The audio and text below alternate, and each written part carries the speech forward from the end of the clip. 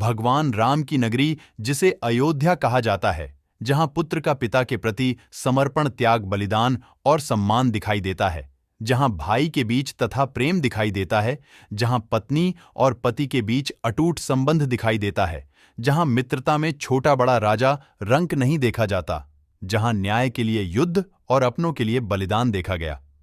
उस नगरी में भगवान राम का जन्म हुआ और वहां पर एक भव्य मंदिर बनाया गया, जो बाबर नामक एक क्रूर जिहादी हमलावर ने तोड़ दिया।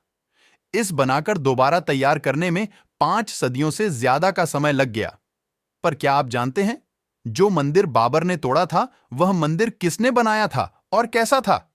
अयोध्या नगरी, जो हजारों महापुरुषों की कर्मभूमि रही है और भगवान राम की जन्मभूमि है, और यह कर्मभूमि हिंदू के लिए बहुत ही ज्यादा महत्वपूर्ण है। इस राम जन्मभूमि पर एक मंदिर बना था, जिसे तोड़ दिया गया। आइए जानते हैं, वह भव्य मंदिर किसने बनाया, कैसा था वह मंदिर है।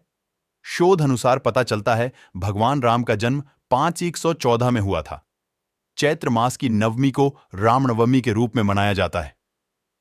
अगस्त 2003 में पुरातात्विक ने कहा था कि जहां बाबरी मस्जिद बनी थी, वहां मंदिर होने के संकेत मिले हैं, भूमि के अंदर मंदिर होने के सबूत मिले हैं। भारतीय पुरातत्व सर्वेक्षण द्वारा हर मिनट की वीडियोग्राफी और चित्रण किया गया है। फर्श और बराबर दूरी पर स्थित 50 खंभों के आधार की 2 कतरें पाई गई थीं। एक शिव मंदिर भी दिखाई दिया, जीपीआरएस रिपोर्ट के अनुसार। सर्वेक्षण विभाग की रिपोर्ट अब उच्च न्यायालय के रिकॉर्ड में दर्ज है। 30 सितंबर 2010 को इलाहाबाद उच्च न्यायालय की लखनऊ खंडपीठ ने विवादित ढांचे के संबंध में ऐतिहासिक निर्णय सुनाया। न्यायमूर्ति धर्मवीर शर्मा, न्यायमूर्ति सुधीर अग्रवाल एवं न्यायमूर्ति एस.यू. खान ने एकमत से माना कि जहां रामलला विराजमान है, वही राम की जन्मभूमि है। सबसे पहले जानते कि कैसी थी अयोध्या नगरी। अयोध्या पहले कौशल जनपद की राजधानी थी। वाल्मीकि कृत रामायण के बालकांड में इसका उल्लेख मिलता है। अयोध्या 12 योजन लंबी और 3 योजन चौड़ी थी। वाल्मीकि रामायण में अयोध्यापुरी का वर्णन विस्तार से किया गया है। रामायण में अयोध्या नगरी के सरयू तट पर बसे होने और उसे नगरी के भव्य एवं समृद्ध होने का उल्लेख मिलता है। वहां चौड़ी सड़कें और भव्य महल थे, और साथ ही चौराहा पर लगने वाले बड़े बड़े स्तंभ थे। हर व्यक्ति का घर ताजमहल जैसा था। यह महापुरी 12 योजन यानी 96 मील चौड़ी थी। इस नगरी में सुंदर लंबी और चौड़ी सड़कें थीं। इंद्र की अमरावती नगर की तरह महाराज दशरथ ने अयोध्यापुरी को सजाया था। क्या था जन्मभूमि का हाल, कहते हैं। भगवान राम के जल समाधि लेने के पश्चात है अयोध्या कुछ कल के लिए उजाड़ सी हो गई थी। भगवान राम की जन्मभूमि पर बना महल वैसा का वैसा ही था। भगवान श्री राम के पुत्र कुश ने राजधानी अयोध्या का निर्माण पूर्ण कराया। इस निर्माण के बाद सूर्यवंश के अगले 44 पीढ़ी के आखिरी राजा महाराजा बर्दवल तक अपने चरम पर रहा कौशल। राजा बर्दवल की मृत्यु महाभारत युद्ध में अभिमन्यु के हाथ ही थी, और यह कौरवों की ओर से युद्ध लड़े थे। महाभारत के युद्ध के बाद अयोध्या उजाड़ सी हो गई थी, लेकिन श्री राम जन्मभूमि का अस्तित्व था। फिर भी बना हुआ मंदिर तोड़कर मस्जिद बनाई गई। यह तो आप सभी जानते हैं। बाबर के क्रूर सेनापति मीर बाकी ने वहां पर स्थित मंदिर को तोड़ा और उस पर एक मस्जिद का ढांचा खड़ा कर दिया। लेकिन क्या आप जानते हैं उस मंदिर को बनाया किसने था? उसके बाद यह सबूत मिलता है कि उज्जैन के चक्रवर्ती सम्राट विक्रमादित्य एक दिन आखिर शिखर करते हुए अयोध्या पहुंच गए। इस भूमि में कुछ चमत्कार दिखाई देने लगे। तब उन्होंने खोज चालू की और पास के अर्शियों की कृपा से उन्हें झांत हुआ कि ये भगवान श्री राम की अवध भूमि है। उन अर्शियों के संकेत से यहां पर एक भगवान श्री राम का भव्य मंदिर बनवाया और साथ ही कूप सरोवर आदि बनवाए, ताकि लोग जो यहां पूजा पाठ करने आए वहां पर खाना बना सके, पानी पी सके और यहां पर रहन बसेरा कर सके। श्री राम जन्मभूमि पर काले रंग की कसौटी पत्थर वाले 84 स्तंभ पर विशाल मंदिर का निर्माण करवाया था।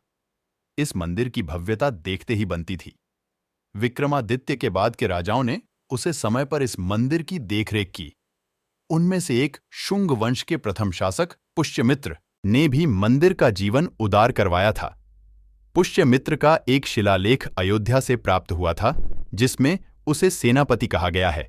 तथा उसके द्वारा 2 अश्वमेध यज्ञ किए जाने का वर्णन भी मिलता है। अनेक अभिलेख से ज्ञात होता है गुप्त वंश के चंद्रगुप्त द्वितीय के समय और तत्पश्चात काफी समय तक अयोध्या गुप्त साम्राज्य की राजधानी भी रही। गुप्तकालीन महाकवि कालिदास ने अयोध्या और रघुवंश का कई बार उल्लेख किया है। अब इतिहास में इसके साक्षी क्या मौजूद थे? चीनी विक्सूफा ने यहां देखा कि कई बौद्ध मठों का रिकॉर्ड रखा गया है। यहां पर 7वीं शताब्दी में चीनी यात्री हैनसांग आया था। उसके अनुसार यहां 20 बौद्ध मंदिर थे तथा 3000 भिक्षु रहते थे और यहां हिंदू का एक प्रमुख और भव्य मंदिर भी था जहां रोज हजारों की संख्या में लोग दर्शन करने आते हैं, जिसे राम मंदिर कहा जाता था।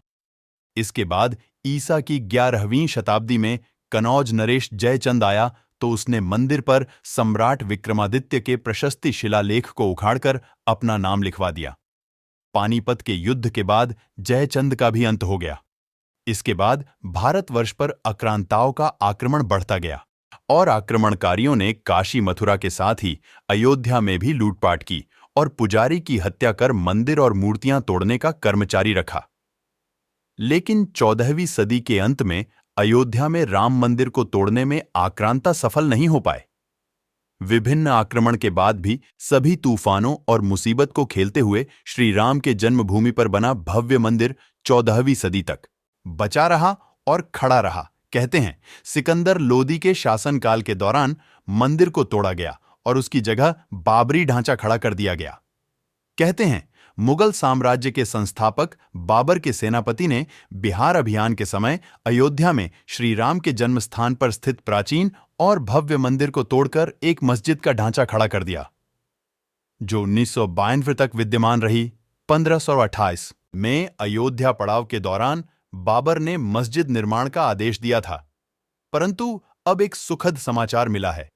लेकिन फिर भी हम इस बात से संतोष महसूस करते हैं कि हम वह पीढ़ी है जो बनता हुआ राम मंदिर देख रहे हैं और 22 जनवरी 2024 को यहां पर रामलाल की मूर्ति की प्राण प्रतिष्ठा हो गई है, जिसमें पूरे भारतवर्ष में हर्षोल्लास के साथ दिवाली मनाई गई थी। क्या आपने भी दिवाली मनाई थी? कमेंट में लिखकर जरूर बताइएगा। मिलते हैं अगली वीडियो में, तब तक के लिए नमस्कार, धन्यवाद। जय हिंद, जय भारत, हर हर महादेव।